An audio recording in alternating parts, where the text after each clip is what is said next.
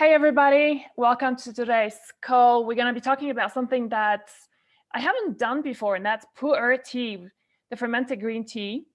And I will tell you straight up that even though I've lived in China for 4 years, 2 years in Hong Kong and 2 years in Shanghai, and had a lot of opportunities of doing pu'er, it was never my favorite tea. And then, for those of you who follow us for a while, we partner up with Pique Tea. You might recognize the box. And just because about a year ago, I got some samples from them, and some of the teas just became my absolute favorite. Like, I just could not get through the day without having a Pique Tea. And so some of them are caffeinated, some of them are not caffeinated. There's some great ones that warm you up, like now in the colder months, like containing ginger. Some other ones that will cool you down, like containing some other, I'm banking out right now. But so, yeah, so really amazing collection of teas. And today what I want to talk about is the fermented puer tea, both black and green. And to be honest with you, I didn't actually realize how many benefits there are to the tea until I connected with Simon Cheng, who's the founder. Hi, Simon. Hi, Magdalena. How are you? Simon is with me, so I want to talk to him, and really just seeing his video, which he shot in Yunnan province, where the tea comes from originally, and hearing his story about how incredible that tea is, it really just completely shifted my mind. And I thought you guys will really appreciate that knowledge. That is not just another Chinese tea. It really is something very unique, something very, very special. And I will also say, Simon, that the way you guys have transformed, I'm actually drinking one of your pu'er teas right now. The way you've also somehow like softened the taste, but still offering the benefits. I find it like for Western palate, it's a really wonderful tea, and I've been having it pretty much every day. Like, I try not to drink it after 3 p.m. because it is caffeinated, so then it wakes me up. Yeah. So Simon is the founder of Pique Tea. I do want to talk about your story in just a second, because I know you had a whole bunch of your own health problems, and this is pretty much almost every viewer here is on a journey, sooner at the beginning or maybe towards the end, or fine tuning, because I think we always are. But it's an ongoing journey. But let's just dive in, because I'm just so fascinated. Can we just dive into? Just tell us about the history of Puer Tea. Like, what's so amazing about it that we should really pay attention to? Yeah. So puer is definitely, in my mind, the most fascinating and interesting of the teas. That origin from, the East, right? It's got the longest history. So there are a couple of things that are special about it. The first thing is that it comes from a unique tea species. It's different than all of the other tea trees that grow in the rest of the world. This species of tea tree, it grows in Yunnan, which is a province next to Tibet. People call it the foothills of the Himalayas because it's quite high in elevation. But these trees have the ability to get very old in age, okay? Now, the oldest tea tree that's still living today is 3,200 years old. Anyone that's ever bought a packet of Pique before will get a thank you email from me, with this tree. I'm actually hugging the tree, and it's this massive canopy, beautiful, beautiful life form. And the tea trees that we source our product from are 200-300 years old. Now that's very, very special, which we can dive into a bit more later. But this part of the world, part of China, was very remote from the end markets of tea. Okay, this is like the origin story of how Puer Tea came about. And to get it out through these mountain roads on horseback, could take months. It could take a year in the old days, a couple hundred years ago, you imagine. And so what would happen is that they would press the tea into these cakes, right? These round discs, and really compress them so that they're much more easy to transport versus like a whole bunch of loose dry leaves, right? And these cakes would be stacked on top of each other, and they would be transported on horses. And by the time the horses had reached the coastal cities, the end markets for it, the tea would have actually turned completely dark, turned black through fermentation, because it's being rained on, it's dried, it's wet. There's a constant state of fermentation going on. And so by the time people drank it, it was this very black fermented tea. And something amazing was happening during that fermentation process, is that there were these microbes microbes which now we've come to understand as being beneficial to the health, right? So this includes bacteria, it includes fungi. These things are now what we call probiotics, right? So these bacterial or fungi microbes are what's causing the tea to turn black. And what they're actually doing is that they're consuming the green tea antioxidants, catechins, and converting them into another compound called theaflavins. Okay, so theaflavins are black tea antioxidants, catechins are green tea antioxidants, and these microbes are responsible for this very rapid conversion process. And so theaflavins are actually what people call metabolites, right? So it's like these microbes have gone and eaten the catechins and, in a way, transform them into theaflavins, much like yeast and consuming sugar to produce alcohol or any kind of fermentation process, right? And so that's the story, is that, it has this very long tradition. And because this type of tea is able to ferment and to age, the price of it has become unlimited, right? And so by the same token, it's also the most expensive tea in the world. You can go to auction houses at Sotheby's and Christie's and auction a cake of Puer Tea that's 100 years old and pay $100,000 for it. Whoa! Yeah, it's crazy. And how do you place a value on something that is 100 years old, right? And so this also leads into one of the very fascinating components of this tea, is like, why is it able to age when others can't, right? It's not just the fact that it's pressed into this. It's not just the fact that, you can put it around and for months. Most teas can't age. You take a bunch of green tea or some black tea and you leave it there, it slowly loses its flavor. More and more it becomes weaker and less flavorful. Puer tea is very special because of this tea species. This tea species is extremely rich in polyphenols, catechins in particular. Like if you just take the raw leaves from this tree and a raw leaf from another tea tree, the polyphenol content is much higher in the trees from Yunnan province. And because of this high concentration, it's able to kind of kickstart a fermentation process. There's so much in there to metabolize and convert, in other words, the microbes, that over time, this process can keep continuing to happen, much like a fine wine or even a fine cigar. This fermentation is able to happen and aging is able to happen. Very unusual. And one of the things I really loved about your video when I watched it is you showing, well, first of all, those are not planted bushes. It's pretty much wild-growing bushes, right? They've been there for a very long time.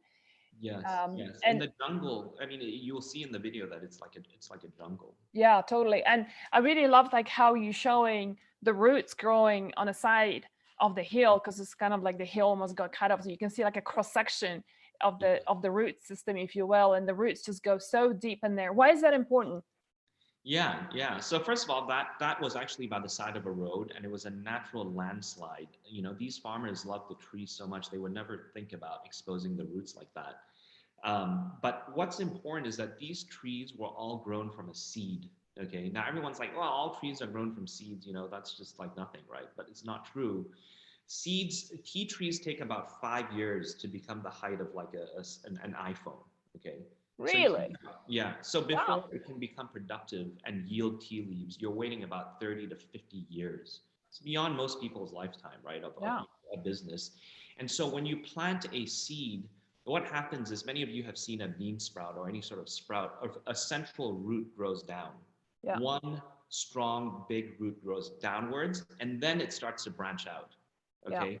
Now, what that means is that things that are, in particular tea trees that are grown from seeds, they have much deeper root systems, much bigger root systems, right? And therefore, they're able to extract nutrients and food and all this other stuff from the deep earth, trace minerals, all of this good stuff from the deep earth.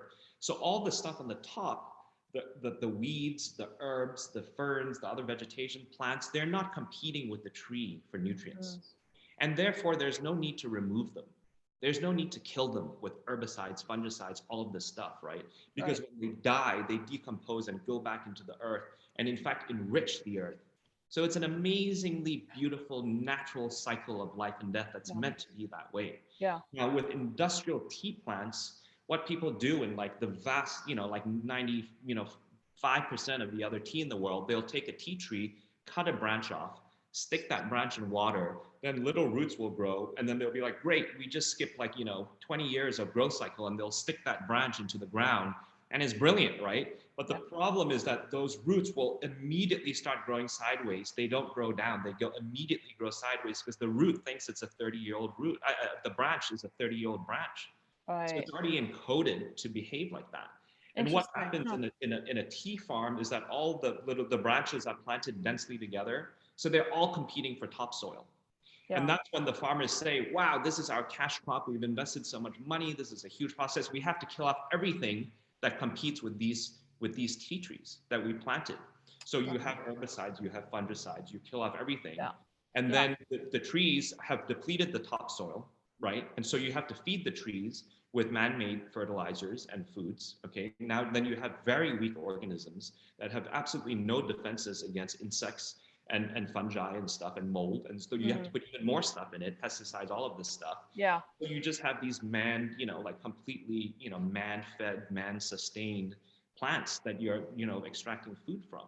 And it's very sad, but that's the reality. And this is it's one of the things that happened that I have memories of in China is I used to be a big runner.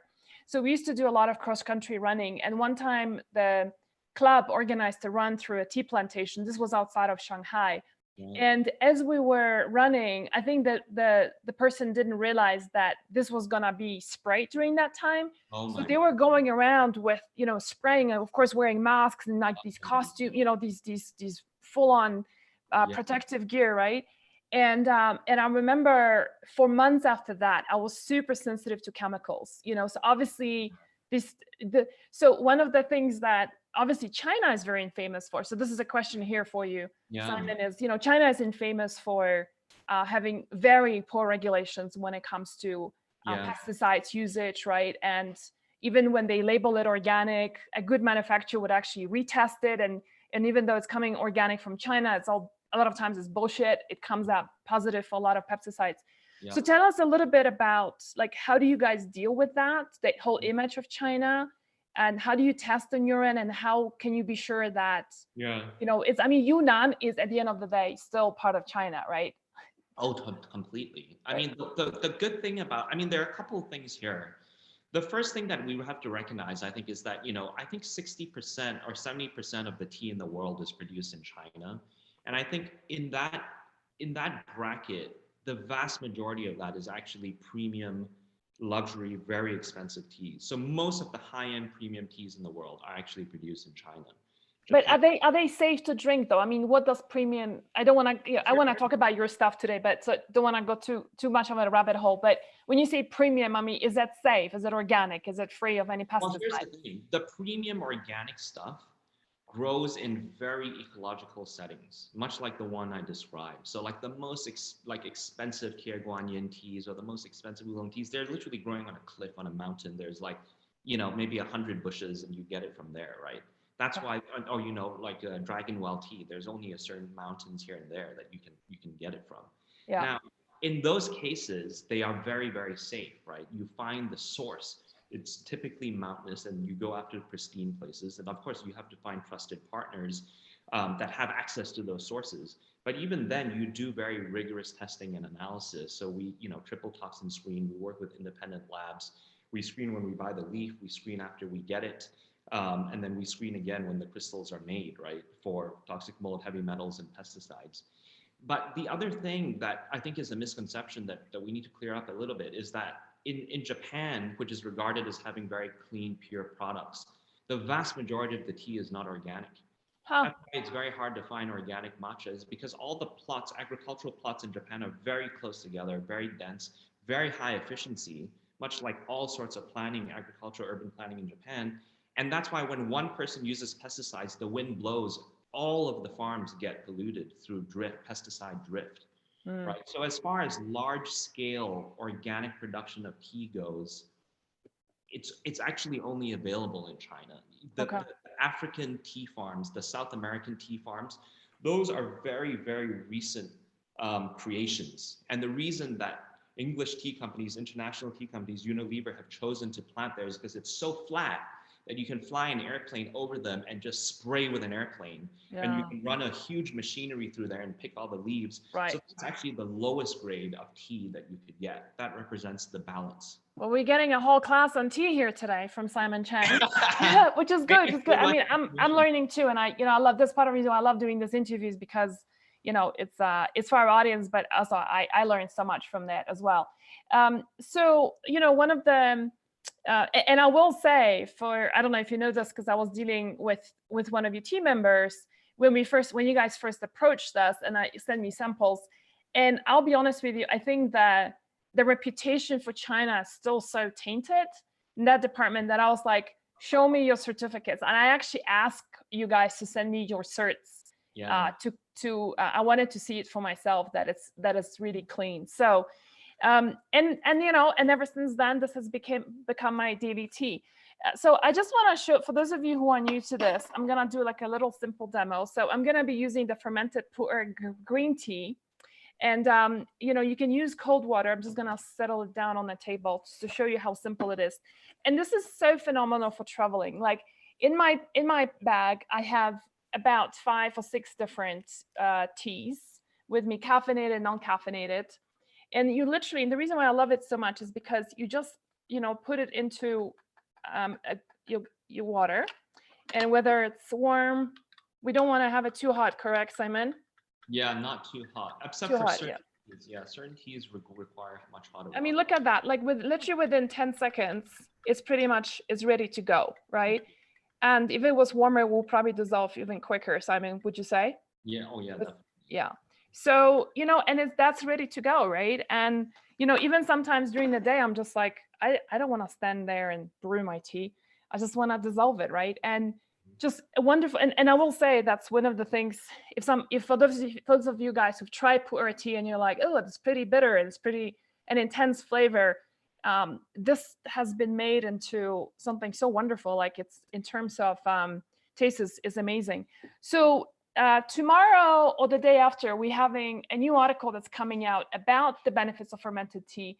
Because as you know, my brand is all about hormones balances. It is all about finding fantastic food and partners, a food that tastes amazing, but also has this, unbeatable health benefits too, right? Because we want to treat food as medicine. So, and I know one of the amazing things about fermented Puer Tea is that it contains an aromatase inhibitor, which means that it slows down the conversion of testosterone to estrogen. So basically, it can help with the tea polyphenols, can help with estrogen dominance, which is a really wonderful thing. Now, for those of you who are drinking coffee, I would strongly suggest that if you still need that caffeine, and I've been talking about caffeine so much, so if you want to just head out to my blog and take a look at the like 11 ways, I think it's called, title 11 ways coffee messes up your hormones. That's a good place to start. And this is a really great way to substitute if you want a caffeine kick, but without all the other side effects of coffee. So that's like kind of ironic, right? That here's something caffeinated but can still help you with estrogen dominance. What we also got from you, Simon, from your team, is that it helps with blood sugar regulation, which is a pretty interesting point too. Yeah, I mean, all I can say about that is that, it does, there have been obviously a ton of studies done on Puer Tea. It's one of the most widely consumed teas in the Far East, and it definitely supports a lot of healthy body functions. And, it's been used for healthy digestion. In Asia, people frequently will drink it with meals or even with drinking when they don't want to drink or too much to eat. And it's just one of those incredibly life-giving, very effective teas. And, as you say, ours is so incredibly easy. The cold brew extraction process that we have, which is very unique, it doesn't just make it convenient. That's actually like it's almost like in our mind, like an afterthought. We've been able to, especially with these puers, create a remarkably, I wouldn't even say authentic. It's an incredibly refined, very exquisite experience. It really is, yeah. And at the level that we have been able to recreate this from a taste profile, and also very related to that from an active ingredient profile, is literally at the the top 1%. Like this tea would be able to win medals, as we've done Awards. before. Absolutely. Won I many totally agree. medals. And having lived in China, it's like you get that experience of going to really those bottom end restaurants and the top end restaurants, especially I used to work in advertising. So like all the bills were paid for. So we used to go to top restaurants and pick the most expensive teas. Yeah. And for those of you who wonder how it's made, because that was one of my biggest questions, is like, how is that powder thing? Like, what the heck do you add in here? Can you Right. just talk about it for a couple of minutes? How do you make this tea into this powder that just dissolves? Yeah. Like, what kind of chemicals are you putting in there, Simon, that the magic happens? So, it's so you refine the process that it's almost like, it's almost like alchemy, right? The way that I see it is that it's alchemy, it's technological, it involves really at heart like an immense amount of artisanal craftsmanship. So we basically cold brew each tea, right, at a unique temperature range. And that range changes over the duration that we brew it at. So some teas get brewed up to 8 hours, right? And you're like, what? Brewed up to 8 hours? That's crazy, right? But what we're doing is that during that 8 hour period, we use mostly low temperature, so cold brewing techniques. If you guys have tried cold brew coffee, you'll know that the flavor is like, wow, like this is amazing. It's so smooth. It's so like rich. It's so like, complex. It's exactly what we're doing with the tea. And at each of those time periods, we're actually alternating the temperature just ever so slightly, never generating too much heat, but alternating it to get everything out of those leaves into the brew, the liquid, right? And then after that, we discard the leaves, which are completely spent at that time, right? If you took pu'er leaves and you brewed it at home, you could infuse those leaves up to like 10 to 20 times, depending on the quality. That would take you the whole day to brew, but we're doing that for you at just at the right temperature or just about the right amount of time so that we're getting everything, all of those bioavailable compounds out of those leaves into a brew. We discard the spent leaves, which are literally have nothing left in them. And then we dehydrate that brew into a powder form. And that's done through a process of evaporation in a vacuum. So it's the pressure evaporation. So if you take water to Mount Everest and you boil it, it steams, but it doesn't get hot, right? So that's the effect that pressure has on lowering the boiling point of liquids, right? So in the same way, you're able to evaporate away a lot of the water without generating any heat, right? And so all you're getting in that packet of tea is purely the dissolvable compounds that were inside the tea leaves, nothing else. So we only use purified water. And when we're done, we have taken all of the things that are water soluble in the leaves and taken them into a powder form. And that's why this process is so remarkable. When you taste a tea and you say, wow, that is like an amazing taste. That is like a gold medal worthy taste. A tea master could have made that. That's because all of the active ingredient compounds is what you're tasting. Caffeine has a bitter taste. L-theanine has an umami taste. Catechins are very tannic tasting, the scratchy flavor in your mouth, like when you're drinking a wine. When you get that complexity, as you do from our fermented pu'er teas, you can instantly know that the recreation, the creation of it is Totally. Yeah. And just on the last point, hey, you guys, by the way, I just posted a link where you can get the tea. One of the things we've asked Simon's team to do something special for us is to, they've agreed to give us a free Jasmine tea as an add-on when you get a bundle. And that's going to be immediately added to your shopping cart. And that's going to be until November 22nd. So we'll basically have a week to do so.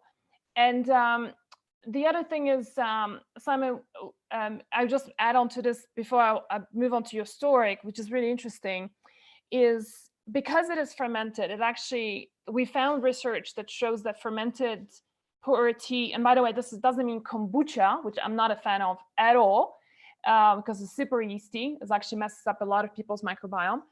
And the interesting thing is that the fermentation in a pu'er tea actually has an impact on the gut microbiome as well.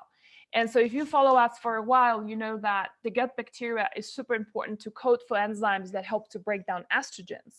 So it is another word to saying that, drinking yet another beverage that can support your microbiome can actually lead to better hormonal health, especially when it comes to estrogen detoxification, which I've been so passionately talking about for the past few years. So Simon, tell us a little bit about what got you on this journey here. Yeah, definitely. And just one note, I mean, we're very excited to be making this special offer to your fans and your community. The Jasmine tea is actually our #1 seller, and it's Mm. also the tea that we won the gold medal for at the 2018 Global Tea Championship. So we're very Wow, congratulations. That's huge. thank you. Actually, so this as you said earlier, I mean this peak, you know, all the teas, everything that we've done, the tea crystals and this crystallization process, it's really the culmination of my personal health journey. I grew up in Hong Kong. I was always surrounded by a lot of tea. You know, my grandfather's 105 this December. No way. Yep. And every meal that I had with him, we'd always get up afterwards and stand and make tea together and drink it. And we did that for my whole life. But you know, when in my late teens, I came to America for school. I eventually went to Harvard for college, and you know, kind of the moment I set foot here, life became very much about the hustle. And I think a lot of you guys can relate to this. But every day, every night, it was like hustling. There was always something. There was always something that I was moving towards, and it's, you know, it's the amazing thing about the American dream. But it was very exhausting for me on a physical level, and I think on an emotional level. For 10 years after college, I went to do all of the things that I thought were the right things. I went into the financial industry. I worked at a hedge fund.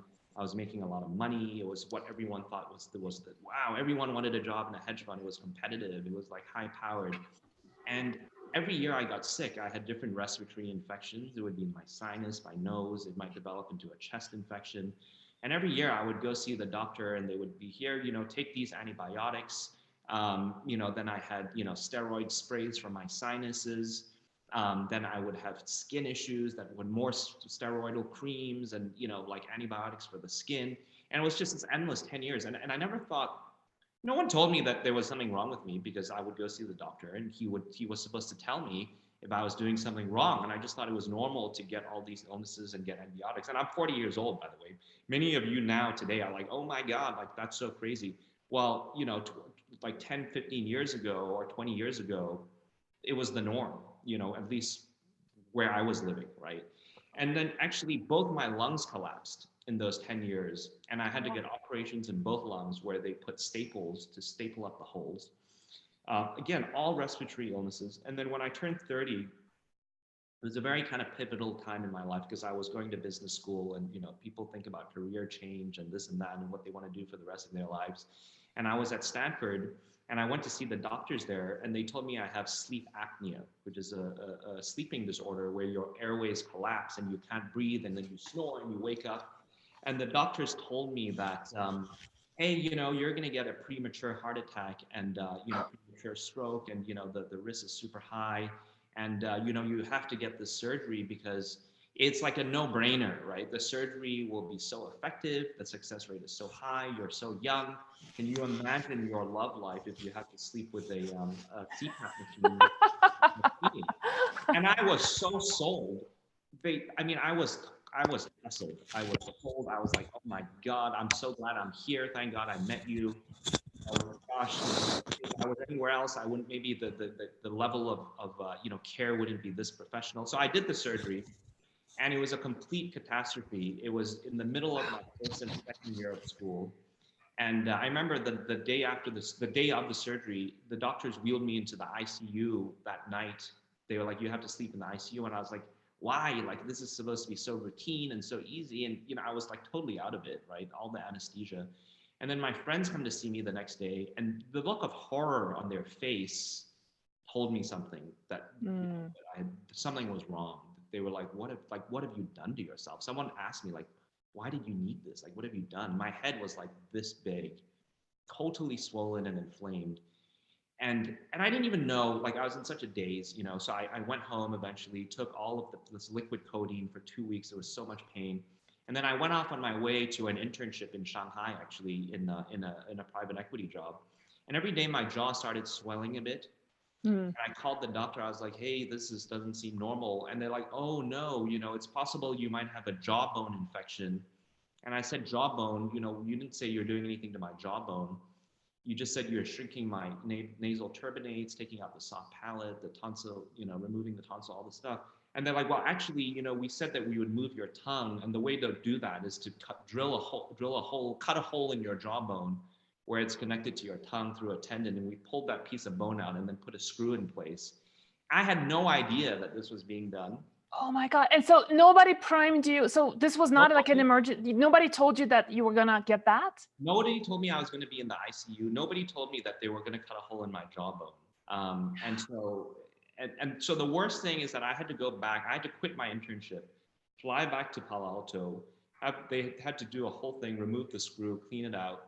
And then I had to be on 2 months of intravenous broad spectrum antibiotics. Vancomycin was one of them. These antibiotics are so powerful, they have to go into a catheter that goes into my heart valve because they would have dissolved a normal vein. And I had to drip these antibiotics into my body. I celebrated my 30th birthday with a tube in my arm and dripping antibiotics 3 hours a day. I did this at home because otherwise I would have gone to a dialysis clinic or a chemo clinic. And this was completely discretionary. Like, this was voluntary. I didn't need this. They convinced me that I needed it. And you know what? At the end, my sleep apnea was worse because they created so much scar tissue in my airways. When it healed over, it was even tighter and more constricted. And so, I mean, that for me was unbelievable. It was like somebody hit me on the head with like a big, a foam hammer. And it was like, hey, wake up. Like, there's something wrong with what you're doing. And you shouldn't be at the peak of your health at 30 years old in this sort of state. And it just made me reevaluate everything that I had ever been told by my doctors, how I was leading my life. And that time you were still a big believer, right? Like, my doctor says this and I do it. Like, there's no reason to question. Like, you were not a hippie questioning doctor's orders, were you? Never. I was raised to listen to the doctor, finish all of the meds, and then you'll be healthy. Yeah. Raised like that. And so when after that incident, I was like, there's something wrong with this system. There's got to be something wrong. And so that's when I started learning about plant medicine, about TCM, about Ayurveda, about meditation, Qigong meditation, Tai Chi. I went nuts with all this stuff. And I went to find teachers, the best people all over the world. I flew to them. I went to spend time with them. I lived in their houses. I learned from them. They healed me. They transferred their kind of arts to me. And that's what really kicked off my whole, understanding of the alternative approaches to health. It's what actually really was the seed for the inspiration for me to start Pique. And in fact, one of the early visits, I went to Yunnan and met the tea growers and saw their tea gardens. The tea that we just launched is actually the inspiration for us to start this company. Sorry, I had to unmute myself. I have a funny, I typically don't do calls at this time of the day. And so I'm having like the weirdest sun hitting me. Yeah, and it's just, it's literally blinding me. So I'm trying to find the right spot for this, but it's hard. Yeah, wow, Simon, I had no idea. I kind of knew that you have like the jaw infection stuff, but not the details of this. And so how is your health today? My health is amazing today. So, I mean, I couldn't be happier, first of all, doing what I'm doing. I was never truly happy doing what I did in the past. But every morning I wake up, I do my breath work. Well, first I drink tea. It's the first thing I do. And then I do my breath work exercises. So Qigong meditation, Tai Chi, and then I have a smoothie. I haven't had antibiotics for 11 years now. And I recently got my sleep score done. It's improved by 80%. Wow. By the way, I wish I could say that that's because I'm super healthy now. I'm sure that's part of it. I have aged 10 years and it's improved by 80%. So there's no way that's physically possible, right?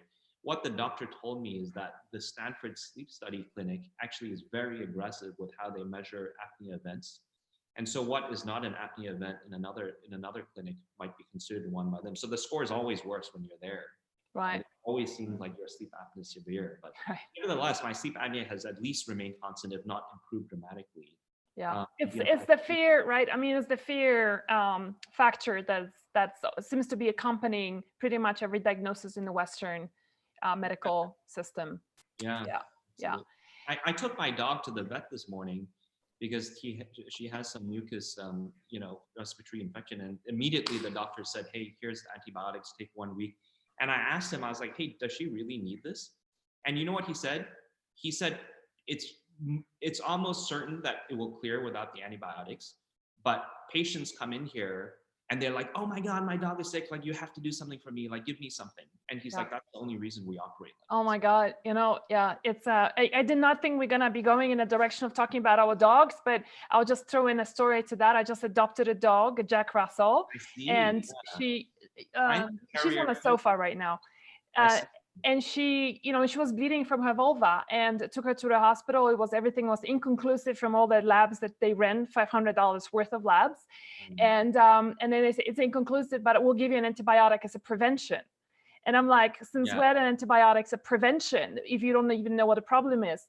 So guess what? So I call up my other, functional vet, and she's like, try cranberry tablets. I put her on cranberry tablets for 24 hours. Right. Entire bleeding stops. Her energy returns. She's a completely different dog.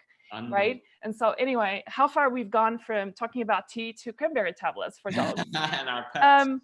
Hey, you guys, I wanna wish everybody a really wonderful weekend. Before you do so, check out the link that I posted about the fermented tea. It really is quite something. And Simon, I always think about one of the big surprising studies that I've come across about Hong Kong. There was a study they did on males living in Asia. And I remember I was living in Hong Kong at that time, and I thought, so I was obviously looking for where Hong Kong was on that scale. And I thought it's going to be right at the bottom, right? It's pollution from China. It's a lot of stress, very small, sort of cramped environment. Yeah. A lot of people just not looking terribly happy. And you know what? And Hong Kong man lived the longest from then consensus. And as a big part of me, that's like, how much of that is the green tea? How much of that is the soups that every Chinese grandma makes, right? There's that the broth is not even bone broths. It's just those are like soups that are containing a lot of different herbs. I used to hate them as a young adult living there. I have a lot more appreciation for them because they contain licorice a lot of the time, and I don't like licorice. But I really do think it's like, it maybe does. A lot of times we try to find the one thing that works, and maybe it's not one thing. Maybe it's a whole combination of things. But you're right, like, wow, your grandfather, 105, and the dude is drinking tea every day. How inspiring is that? Yeah, exactly. And actually, there was another recent survey where Hong Kong women were actually the longest living. They outlived people in Japan because of the tsunami. Right. But you're absolutely right. Hong Kong, there's no space to exercise. The air is bad. People live in very cramped settings, and it's one of the biggest financial centers with one of the highest per capita GPAs. That means it's not relaxing at all to live in, and yet people have this incredibly long life. And what you said about the soups, actually, the soups to me is just a different way to get all those plants. Like tea is an incredible plant that you can drink all day long. Inside those soups, and by the way, different teas can be drank at different times too, different seasons, different time of the day, but inside those soups are actually plants that help balance you according to the season and the weather patterns. And so in the winter, it's different. In the summer, it's different. If it's raining, it's different. If it's foggy, if it's dry, sunny, it's all different because it's fundamentally based on a system that understands that when you are stressed out, when it's very hot out, when it's freezing out, your body is going through different it's imbalances. I would love to see like a table of seasonality and how Pique Teas fit into that wheel. I think we have one. I'll send it really? to you. Yeah, we're launching it soon, or we've already made one. Yeah. Okay, wonderful. So what about the Puer Tea, the green and the black? What's the best time to drink those? Yeah, so the Puer Tea, definitely the black one is phenomenal in the morning, because you think about it, in the morning you've been cold all night. And the first thing you wake up, your stomach is cold, it's empty, there's nothing in it. And so people will drink the black tea in the morning because it's something that instantly warms you, right? You need the balance. If you're cold, you want to be warm, okay? Now, green tea, on the other hand, this Puer green tea is not the greenest of teas, right? But this Puer green tea is good for throughout the day, because then your body has warmed up. Maybe it's hot out, you want to drink the green tea to kind of balance yourself. But even if it's cold out, the amazing thing about this Puer is that if you look at it, the color is not green. It's kind of like, it's a little bit darker yellow, right? Yes. Because it's already on the path of fermentation. Right. So it's not, that's why it's good for all times. So nutritionally speaking, in terms of the richness of polyphenols, would you say that the black one is actually richer? So polyphenols are an umbrella term that includes the theaflavins and the catechins. Okay. Right? The black one, the theaflavins are very high and almost no catechins. In the green one, the catechins are very high, almost no theaflavins. Gotcha. They have completely different health benefits. the theaflavins, generally speaking, are very kind of good for supporting any sort of healthy, cardiovascular, healthy heart, anything to do with the, supporting healthy blood, right? And that's what theaflavin does. And then the green tea, the catechins, historically very good for immune support, anything to do with, cellular kind of regeneration and things like that. Okay, awesome. Yeah, fighting free radicals. We've got an article that's going to be outlining all of that in detail. So stay tuned for that, you guys. Hey, Simon, thanks so much for making the time on a Friday, talking to us about this. I've learned something new. And hey, everyone, make it a wonderful weekend. Do something that's really nourishing, something for self-care. Pick one or two things, whether it means getting outside and the weather is good, making a nice cup of tea, get a dog, get some oxytocin going, whatever makes you happy. Just do something very nourishing for yourself this weekend. Have a good one, everyone, and I'll see you next week. Bye.